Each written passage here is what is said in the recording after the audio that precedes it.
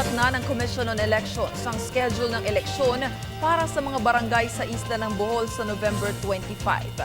Para sa detalye, magbabalik si Jules Gia.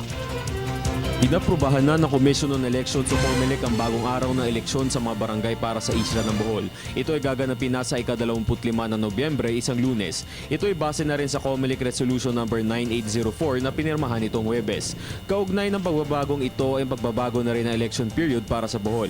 Ito ay magsisimula sa ika-26 ng Oktubre hanggang ika-10 ng Desyembre. Ang bagong schedule naman para sa pangangampanya ay mula ika-15 hanggang ika-23 ng Nobyembre. Ipinagbabawal ng COMELEC ang pagsasagawa ng kung anumang pangangampanya mula sa pagsusumite ng COC hanggang ika-14 ng Nobyembre. Bawal din ang pangangampanya sa araw bago ang eleksyon at sa araw ng eleksyon mismo. Magbubukas ang polling precincts ng alas 7 ng umaga at magsasara ng alas 3 ng hapon.